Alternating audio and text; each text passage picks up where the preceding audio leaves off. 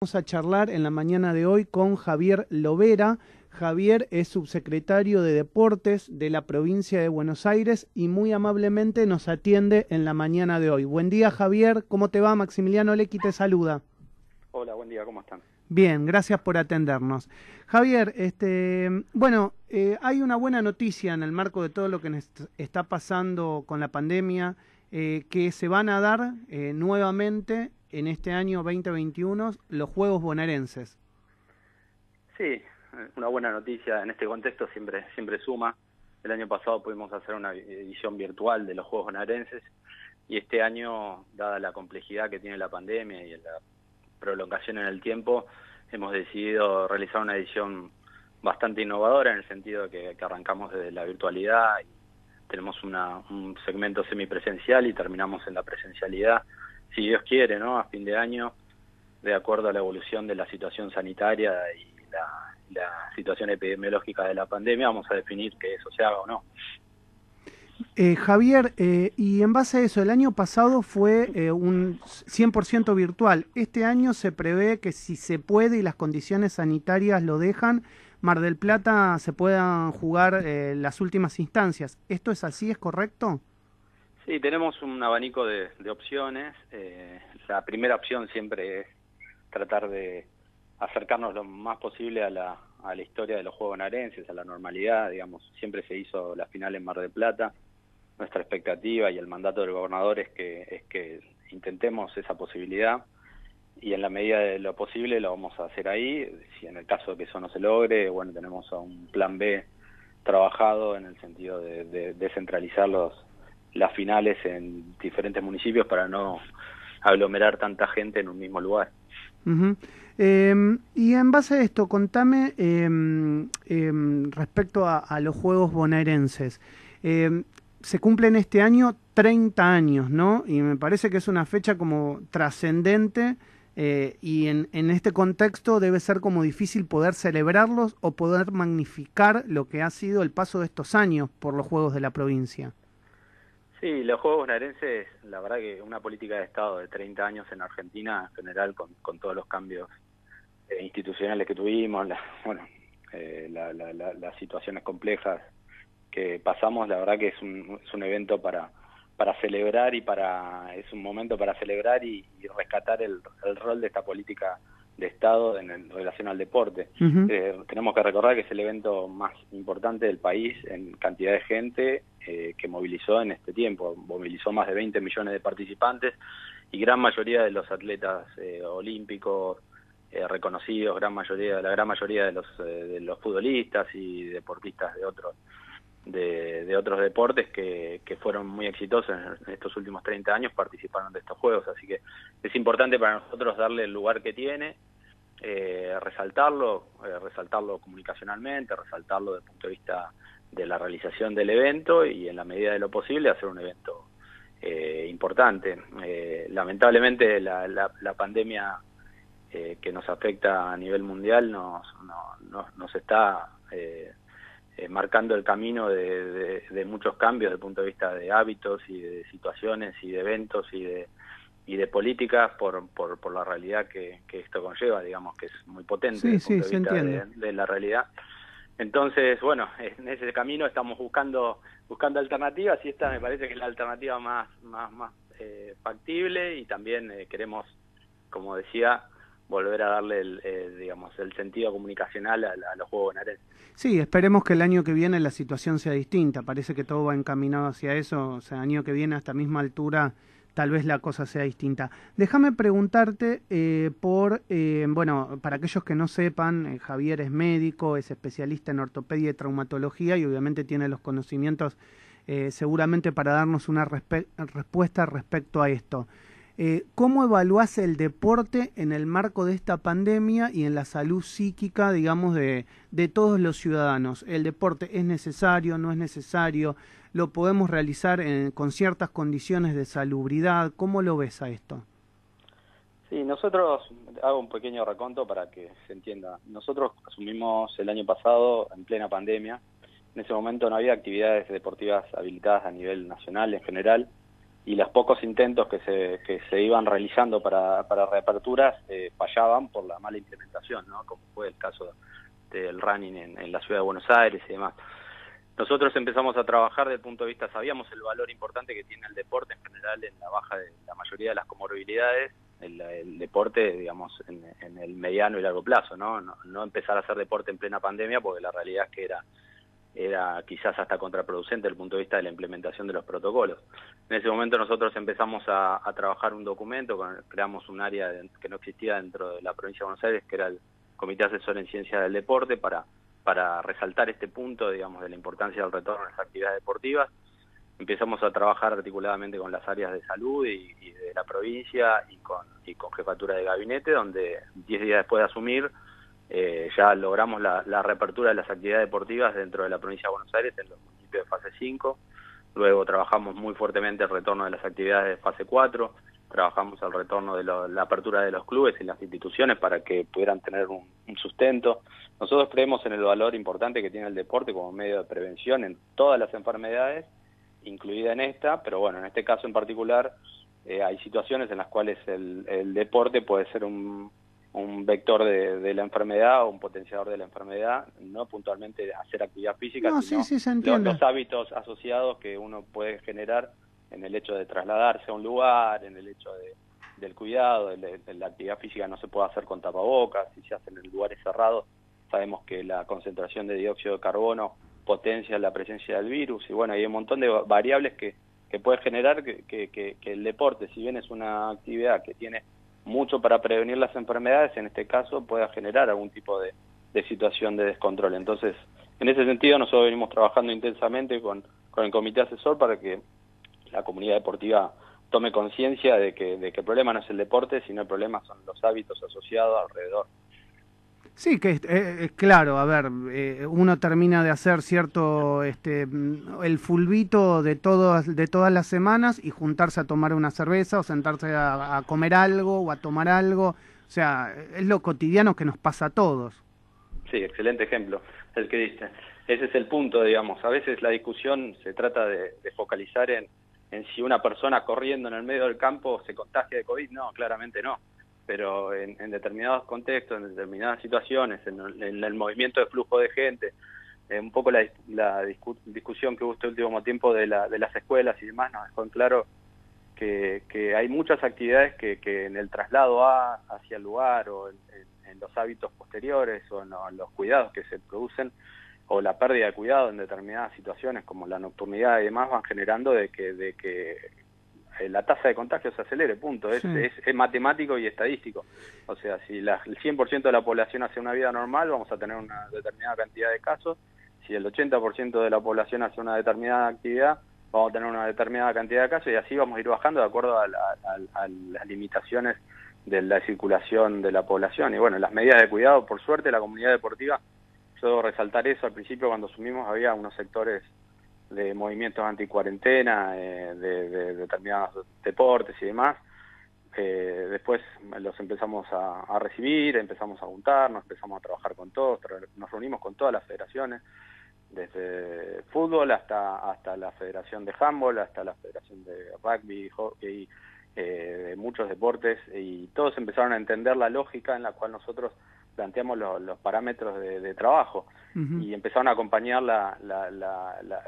el trabajo conjunto que venimos haciendo como comunidad deportiva en instalar la conciencia social del cuidado. Si nosotros no nos cuidamos, seguramente esto termine mal y termine mal en vida, ¿no? Porque al fin y al cabo ese es el mandato que tuvimos de nuestro presidente, de nuestros gobernadores.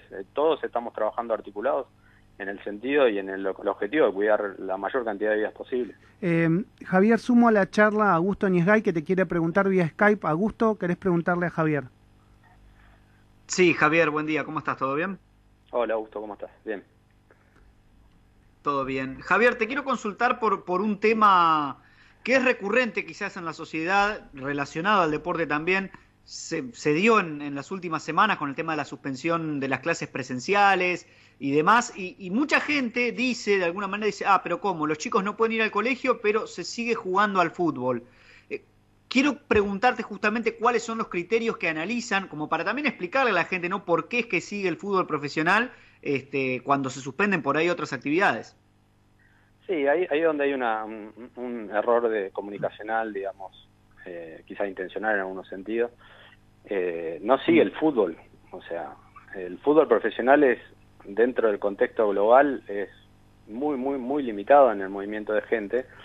Y segundo, ellos tienen los recursos económicos para la implementación de los protocolos que el resto de la comunidad no tiene, porque el costo de un hisopado previo a cada partido, el seguimiento regular de las burbujas, los hoteles y demás, ninguno de nosotros lo podemos afrontar. O sea, un hisopado no baja de 2.500, 3.000 pesos por cada jugador. O sea, cada evento tiene una serie de protocolos que solo la puede afrontar el deporte profesional, y en la medida que se cumplan esos protocolos van a seguir estando. En la medida que ellos empiecen a relajar los protocolos y a no cumplir, seguramente se empiecen a suspender. Y no es el fútbol, porque la realidad es que no es la escuela del fútbol, es un segmento muy limitado de equipos, con muy limitada cantidad de jugadores, que están en burbujas, que están aislados, que cumplen un protocolo que nosotros como comunidad en general no podemos afrontar, digamos, y por eso la dicotomía entre el fútbol y la educación no tiene ningún sentido desde el punto de vista real. El punto es que bueno, hay algunos que intentan mezclar las cosas, pero bueno, Javier, en este caso no. Y mirando a futuro y la previsión sobre todo, porque viste que esto también requiere una planificación a mediano plazo, y en base también a la experiencia que van pasando en otros países. Yo contaba hoy temprano a la mañana que hubo una experiencia en un estadio en Barcelona donde se hizo un seguimiento con el Hospital Central de Barcelona, que ya habló de que, como había gente vacunada, no son eventos súper contagiadores cuando tenés una determinada cantidad de inoculaciones o inmunidad de rebaño, como se dice habitualmente. ¿Están previendo, en base a que haya una cantidad de población argentina vacunada, que vuelva la presencialidad en el fútbol? ¿Y a cuánto estaríamos más o menos pensando en esa inoculación, a cuánto porcentaje de la población para que esa presencialidad vuelva? O en el caso de volver, ¿deberías entrar a un estadio con un pasaporte sanitario? Sí, ahí un poco en línea de lo que venía planteando. Nosotros el día que asumimos, creamos este comité asesor y creamos todo un documento que es con evidencia científica, en el cual fue marcando la línea, lo mismo que el sistema de fases que ahora se quiere instalar en Alemania, además de cantidad de casos que se instaló en la provincia. Nosotros articulamos nuestro sistema con un documento en el cual tenemos todas las fases descritas desde el cero, desde el cierre total, hasta la vuelta total de las actividades. Ese documento lo tiene Jefatura de Gabinete y la línea que se está tomando a nivel nacional fue el paro, digamos, de las actividades, del retorno a las actividades deportivas a nivel nacional. Ese documento y la forma en que se retornó a las actividades en la provincia de Buenos Aires es la línea con la cual se va marcando todo eso. En ese sentido, nosotros planteamos, ahora tuvimos una actualización del documento, un anexo, que está planteado, que lo tiene también Jefatura de Gabinete y Salud, donde tenemos el retorno del aforo progresivo también dentro de las actividades. Obviamente que eso es, digamos, no es automático, es de acuerdo al contexto general. Nosotros tenemos que recordar siempre que estamos entrando al invierno. El invierno es el momento más complejo de la pandemia por un montón de variables, incluidas las enfermedades respiratorias, ya históricamente siempre están. Sí. A eso le sumamos el COVID, a eso le sumamos que entramos en el invierno con casi 30.000 casos, o sea, nada que ver con la situación del año pasado. Entonces, seguramente no sea antes de que termine el invierno, y seguramente también nosotros lo planteamos también en el documento. Yo tuve una charla también con Tapia, el presidente de la Asociación de Fútbol, y le planteé que quizás una primera etapa sería con las personas inmunizadas por la vacunación. Pero bueno, todo eso depende mucho de las variables que tengamos en este momento. Nosotros tenemos un documento y un trabajo hecho en relación... Pero es interesante lo que vos estás diciendo, porque digamos, en el caso de que se puede ingresar, si es persona inmunizada, va a tener que mostrar que efectivamente esa inmunización se dio con algún tipo de pasaporte, ¿no? Claro, bueno, todo eso se viene trabajando a nivel mundial y seguramente nosotros, si bien tenemos nuestra adaptación de los procesos a nivel local, porque obviamente nuestra idiosincrasia y muchas de nuestras situaciones son diferentes a otros países. En general, eso también, digamos, lo vamos a hacer en relación a lo que se vaya haciendo en el mundo. Sí, o sea, la evidencia científica en esto marca la línea de acción y nosotros en ese sentido venimos trabajando articuladamente, que tenemos el espacio más importante a nivel nacional en relación a la evaluación de la evidencia científica en el retorno a las actividades deportivas y lo vamos a plantear. Pero bueno, hoy en este contexto lo importante es pensar en que tenemos que cumplir los protocolos y los parámetros que nos marcó la provincia de Buenos Aires. Tenemos que cuidarnos mucho, la situación está muy compleja, las mutaciones de la pandemia nos pueden llevar a situaciones mucho más complejas de las que vimos el año pasado y tenemos que tener mucho cuidado en relación a lo que puede llegar a venir en el invierno, así que yo insisto siempre que la comunidad deportiva tiene que estar articulada, tiene que respetar los protocolos y si hay que cerrar porque la situación lo amerita, tenemos que hacerlo y no cuestionarlo porque lo importante es salvar vidas. Estamos hablando con Javier Lovera, que es subsecretario de Deportes de la provincia de Buenos Aires, y te hago dos para aprovecharte realmente y después cerramos. La primera tiene que ver con Tokio. Nuestros atletas tienen a disposición la inmunización para poder llegar a Tokio. La inmunización va a ser una cuestión obligatoria para llegar. ¿Qué información tienen respecto a eso? No, eso las recomendaciones, todo el equipo que va a Tokio, bueno, depende del Comité Olímpico Argentino. Sí. Las recomendaciones en general se emanan del CENAR. Nosotros puntualmente podemos dar una opinión, pero no es vinculante en ese sentido. Por lo que tengo entendido, Tokio hace poquito justo hubo una disputa con el tema había sectores de la política argentina que estaban discutiendo el porcentaje de vacunación de Argentina que supera estamos acercándonos casi al 20% de la población y Tokio, Japón en general tiene menos del 1% de la población vacunada, o sea, claro. Ellos ya de por sí, toda la estructura que van a tener desde el punto de vista de voluntarios y de asistentes para organizar el evento van a estar muy limitados desde el punto de vista de la vacunación. Y segundo, todavía no, ellos el otro día leyendo un artículo decían que tenían expectativas de vacunar a la población, a los participantes voluntarios y demás, pero la realidad es que los plazos para doble vacunación medio que ya no les dan, entonces y nosotros también si vacunamos a nuestros atletas quizás no logramos la total inmunidad. Eso es una definición que todavía debe tomarse. La prioridad está en las poblaciones de riesgo, o sea, en general tendría que haber sido una línea de acción que debería haberse tomado hace un tiempo ya para que logre el efecto que se busca y también debería haber sido universal para todos, porque yo siempre insisto en algo que igualitario, ¿no? Porque también claro, los países no tenemos los mismos accesos a la vacuna, está claro. Yo insisto en algo, estos juegos van a ser los juegos más desiguales de la historia. Sí, claro. Sea, lamentablemente porque hay muchos países que hay algún puñado de países que por su poder económico, geopolítico y demás, vacunaron a toda su población y está resuelto, y otros países ni siquiera consiguieron una sola vacuna. Y esos atletas van a tener que ir a competir contra atletas que están entrenando en la normalidad claro. Muchos meses antes, y muchos de esos atletas nosotros nos va a pasar, porque nuestros atletas, la mayoría van a estar viajando desde el invierno a Japón, o sea, vamos a estar seguramente con algunas limitaciones mayores en la circulación. Esperemos que puedan seguir entrenando. Bueno, hay un montón de situaciones variables que van a hacer que los juegos sean los más desiguales de la historia, y lamentablemente mucho tiene que ver la política internacional en eso. Sí, ¿no? Comparto plenamente. Y la última que te quiero hacer relacionada con nuestra cercanía, que Argentina iba a organizar o iba a ser sede de la Copa América este año. Hay un rumor fuerte que Argentina se bajaría de la organización, que quedaría solamente Colombia. ¿Tenés algún tipo de información? ¿Esto es así? ¿Está descartado que Argentina no sea sede? La verdad que no tengo información en ese sentido, no escuché, leí, bueno, igual que todo, ¿no? Pero no tengo información de primera mano de que se vaya a suspender la Copa América, al contrario, me parece que todavía sigue todo en pie.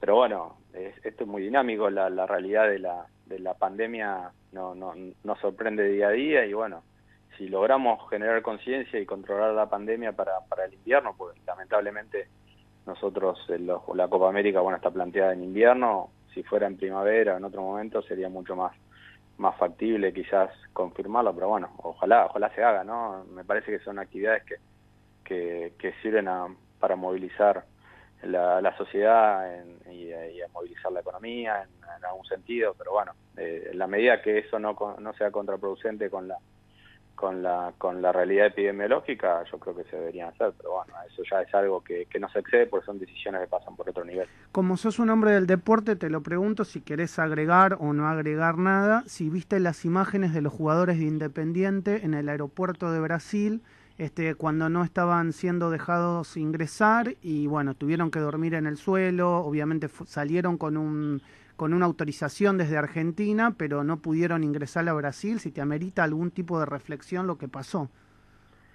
Sí, es lamentable, pero bueno, es la realidad que nos toca en este contexto. La verdad que venimos viendo un montón de situaciones muy complejas. Vimos fosas comunes, vimos un montón de situaciones en este contexto de la pandemia. Es lamentable que, bueno, que los atletas hayan tenido que estar en esas condiciones y sé que, digamos, hay algún tipo de cuestionamiento en relación a los PCR y al tiempo posterior en general el resultado que un PCR dé negativo después de haber estado enfermo no es tan lineal y automático, no es que pasa al tal día y automáticamente deja de dar un resultado positivo. Bueno, ahí hubo algún ruido en relación a eso, pero bueno, es lamentable que los atletas tengan que estar en esa situación, que no puedan competir, que surjan esta complejidad, pero bueno, es la realidad a la que nos estamos adaptando todos. Lamentablemente es lo que nos toca. Sí. Bueno, Javier, te agradezco por estos minutos con Radio Sónica. La verdad que fuiste muy gentil y has respondido todo lo que te hemos preguntado, que le importa la verdad que al mundo del deporte muchísimo. Los argentinos somos deportistas y la verdad que tener la palabra de un funcionario como vos y tan experimentado también por tu título profesional hace que lleves un poco más de tranquilidad y a seguir haciendo deporte con todos los protocolos y cuidándonos. Te mando un abrazo. Muchas gracias por la invitación. Un abrazo grande. Javier Lovera, subsecretario de Deportes de la provincia de Buenos Aires, charlando en la mañana del arranque en Radio Sónica.